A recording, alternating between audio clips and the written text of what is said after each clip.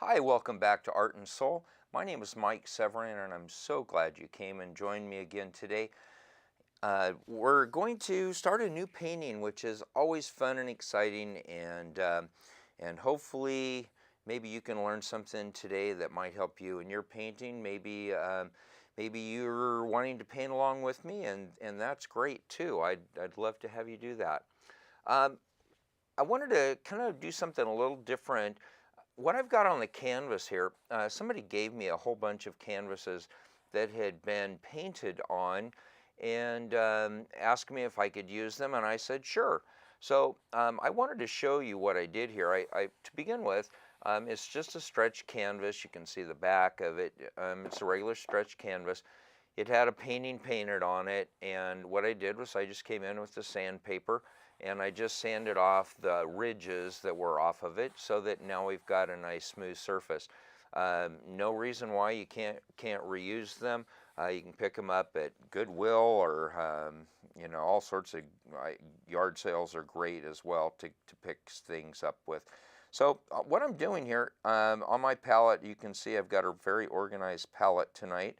And we'll go through it here, the colors we're going to be using. To start with, we're going to be using just some cobalt blue, and then we'll bring in some rose red, and we'll use some purple and some white tonight. So on the canvas behind me, I don't know if you saw this, maybe we can get switched back around here. This is a little simple painting that I started here a few days ago, and I wanted to kind of show you how simple this is to do. A lot of people have liked the colors that are in it, and continually I'm asked about trees. I'm beginning to be known for my trees, and they're really quite simple to do once you know how to do them. So I thought this might be a good exercise tonight with working on kind of a similar background to this and how easy that is to create, and then maybe if we have time, the tree itself. So back to our canvas, and I'm just using my little 1-inch brush, that Home Depot special here, and I'm just going to put some of that blue up here on the sky. And right now, because that blue, you'd think that the blue would cover up that white that's on there where I sanded, and it won't at this point because it's opaque, and so or transparent. So what we're going to do is now I'll just grab some of my white, my titanium white, and I'm just going to come right over the top of that. And as many of you know that watch my paintings know, I do a lot of mixing on the canvas itself. And when I'm doing lessons, I'm constantly telling people the reason why I like doing it is that I find that it gives more continuity to the picture than if you take and mix all of the colors on the palette. And I'm just kind of going back and forth between the white and that blue. And if you could see it up close, you could see that there's still some of that purpley blue background that's in there. Now what I'm doing now is I'm just going to go right into, this is what they call rose red. It's very similar to alizarin crimson, and you can use alizarin crimson if you would like to do that. It's very, very similar color. The rose red is a little bit more of a pinkish hue to it, and that's what makes these really nice little backgrounds for these clouds. And so I've just put in some of that rose red, and again, I'm just going to grab some of my titanium white, and I'm putting it down way below and I'm working it up into that rose red. And as you can see, as I'm doing that, it's blending out, and I still have some of the rose red that's in there, but I've got so many different layers and variations of color that have happened on the canvas just by mixing that paint on the surface and blending it on the surface. And as you can see, I'm just scrubbing. I see all the time with lessons when I'm doing with students, people try to use it like a paintbrush, and that's fine. But what happens is you just don't get the layering of colors. You don't get the depth a lot of times that you get by the scrubbing motion. And yes, it wears out brushes quickly by just scrubbing, but at the same time, when you're using like these brushes that I'm using here that are Home Depot specials, and they're only cost, you know, $1 or something, or $1.50, you can afford to go through brushes. So as you can see, very, very quickly, I've created a nice little cloud bank of different shades of that lavenders and purple, or lavenders and blues. And what I'm doing is I'm going to take now, because I've got this very light color of kind of a lavender on there, I'm just going to take now, because I want, that's a little stronger blue up there than what I'm wanting. So I'm just going to take now this brush with just that residual that's on there, and I'm just going to come over it. I don't want to kill all of that blue that's up there, but I just want to soften it. And I'll just kind of bring that down into it, scrub that down into that cloud that's there. It all looks really good like that. I'm really happy with that.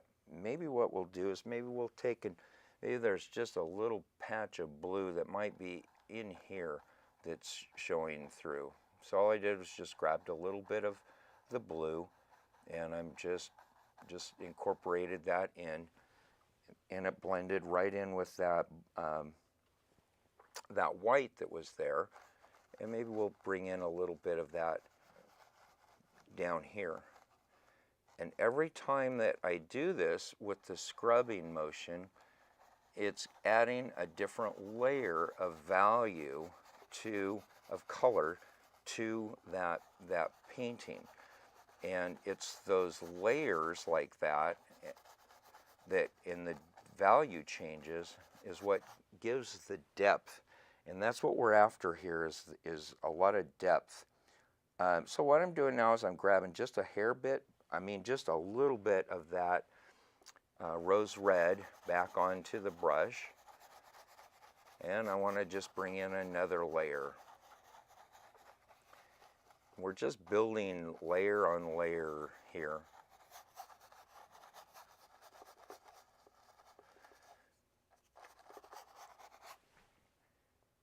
This time of year, we just started into the fall, and trees are beginning to change, and temperatures are cooling down, and nights are getting a little colder, and just this afternoon before I came in, I was out burning some leaves that were, as I'm talking here, I'm just switching between some of the colors, the rose red and the white, so nothing special I'm doing here. But I was burning leaves out in the backyard, and loved the smell of the fire, and it was a little brisk and cool, and a few showers started to happen, and nothing drastic, but it was just a really quiet, nice time that I got to spend out there in the crisp air with the fire going, and it was just a real quiet, nice time. And those are the times that I think are so special in life, just to be able to take and enjoy those when they happen. So I just brought, as I was talking there, I just went in, it was these clouds up here, I just wanted another layer of depth to them. And again, if you've noticed, all I've done is just these continual scrubbing motion with my brush. And so a lot of people, that scares them to try it, but I think that if you will do that, you will put in a little, I like that pinky up there in the sky, it looks good. But I think by doing it, I think that you will find that you'll get some really neat effects that you just cannot accomplish. Got a little hair that flew on there. By using it just like a regular paintbrush. So that's kind of a nice little sky. And what I want to do is I want to bring in now my 3-inch brush, and I want to take and soften this up just a little bit. And how I'm going to do that is I'm just going to very, very lightly in this blue area up here, I'm just going to take and brush that off, just back and forth, and maybe a few little fluffs. And when I'm doing this, I really want you to understand that these are very, very, very light strokes. We don't want to kill what we've created here, but we want to just soften it a little bit. So with just the corner of my brush now, I'm just going to take and just fluff up some of these clouds just a little bit. Make them just a little more wispy on the top of them. I love sitting and watching the clouds and the formations, and then I love just trying to paint them.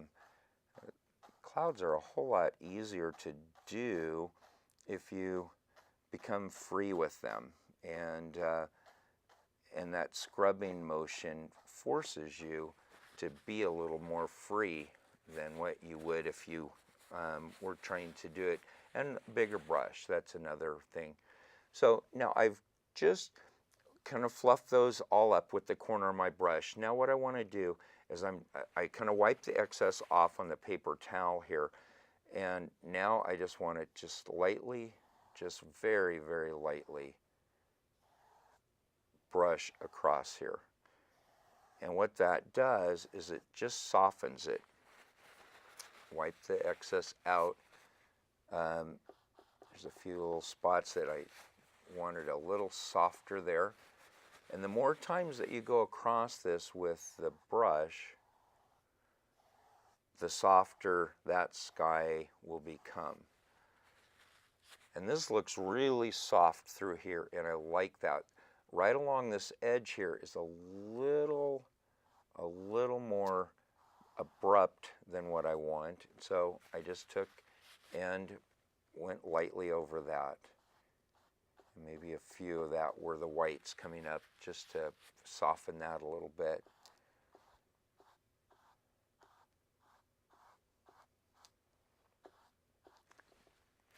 The other thing that I do a lot when I'm teaching, and I'll demonstrate it here.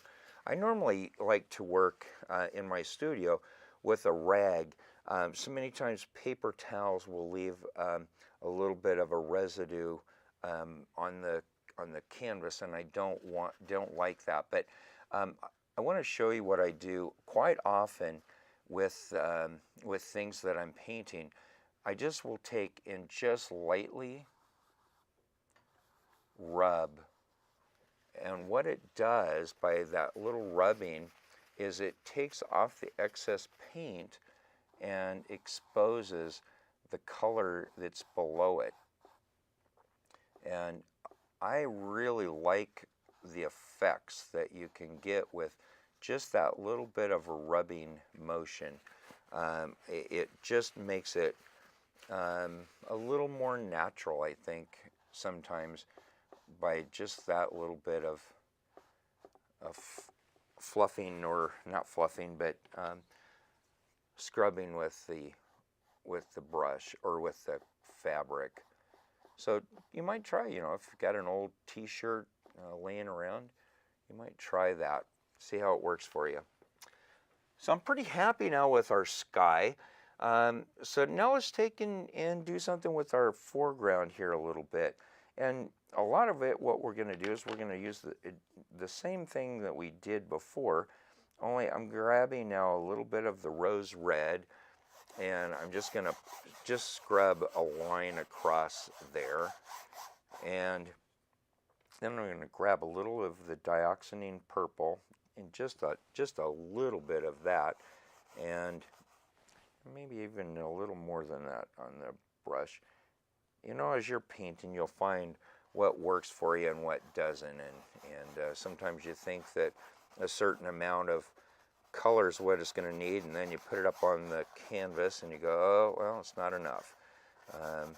Or maybe you put too much on. And that's, again, one of those times where you can just grab that t-shirt and take it off.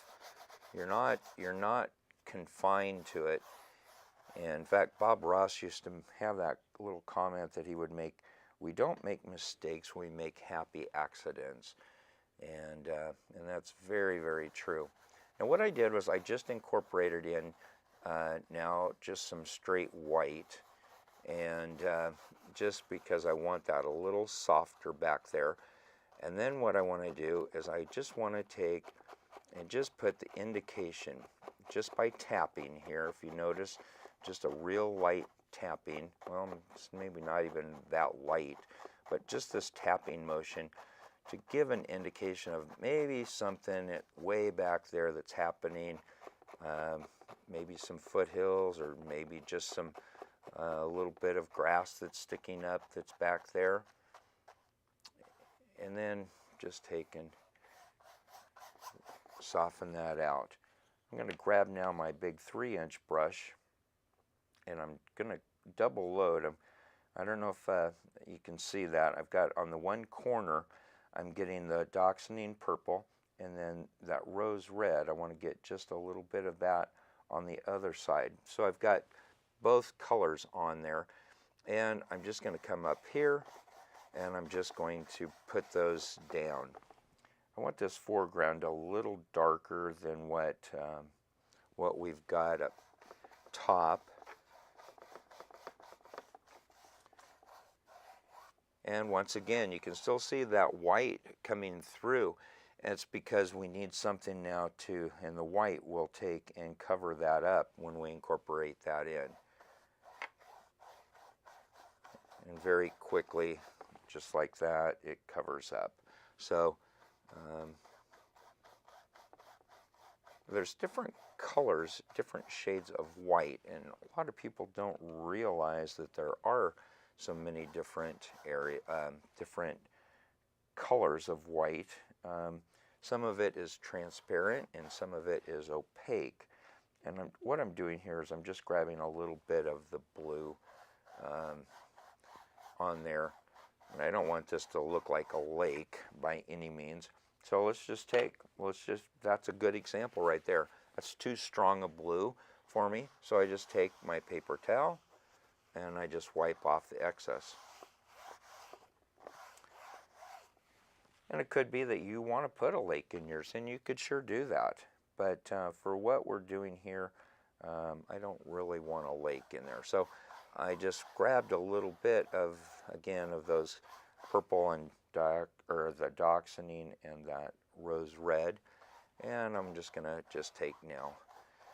But that blue that we put in there kind of gives it just a little bit, kind of a, for lack of a better term, and my director always laughs when I use the word periwinkle, but it's definitely has kind of a periwinkle hue to it. So that looks pretty good across like that. And next week we'll take and develop out this foreground a little bit more.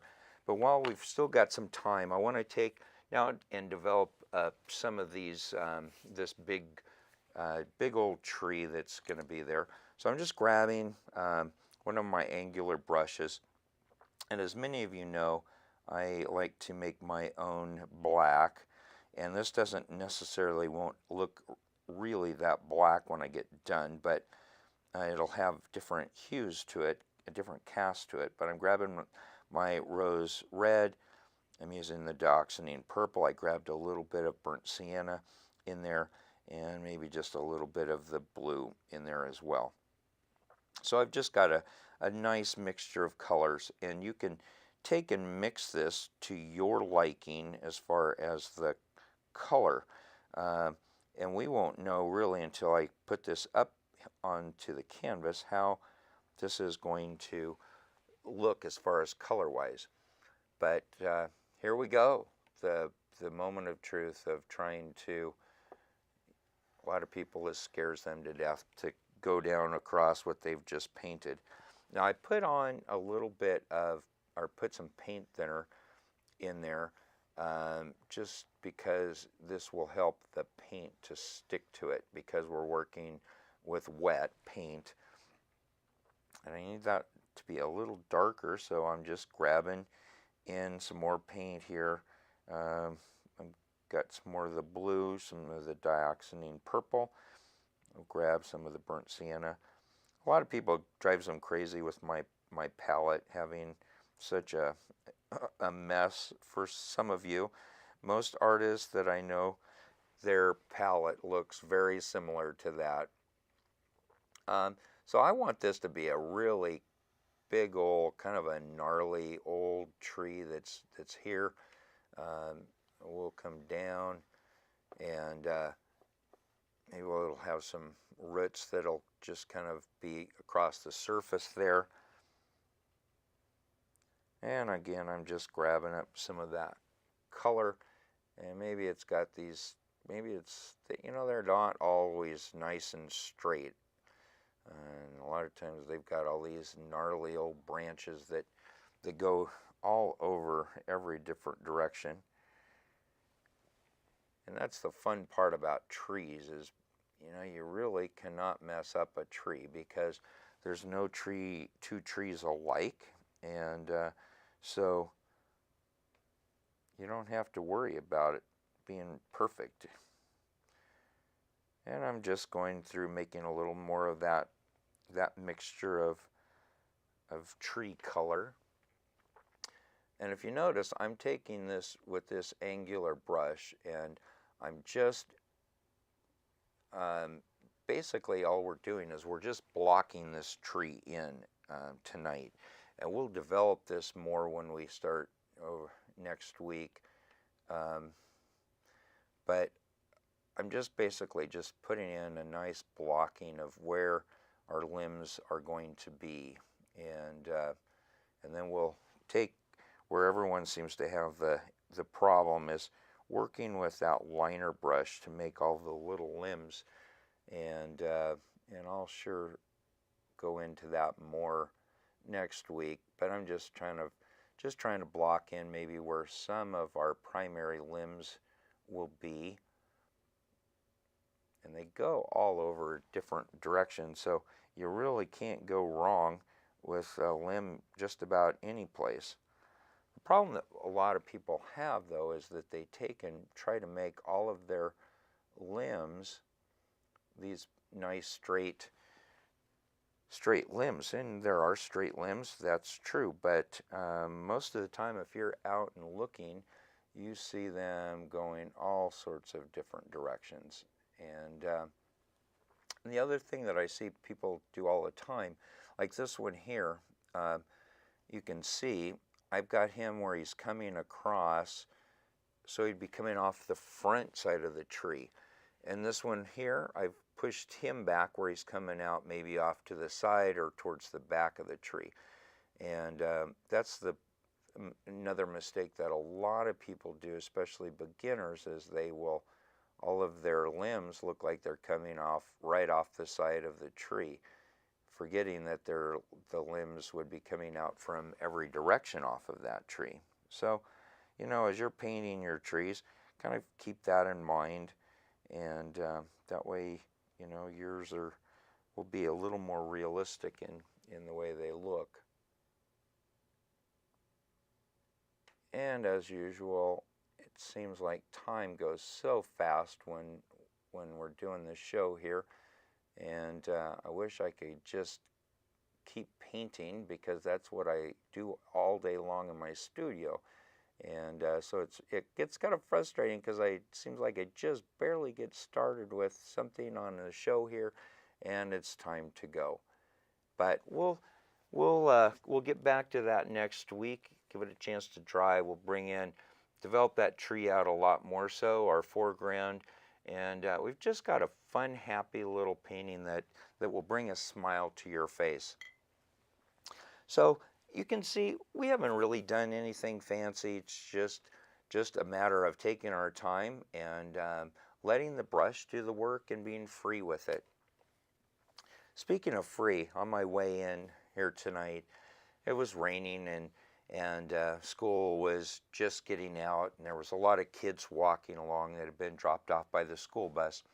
And I noticed this little kid just got off the school bus, and here was this big mud puddle.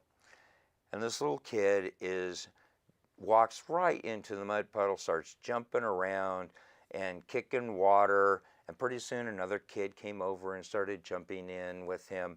And it was fun to watch, because those two little kids could care less about getting wet.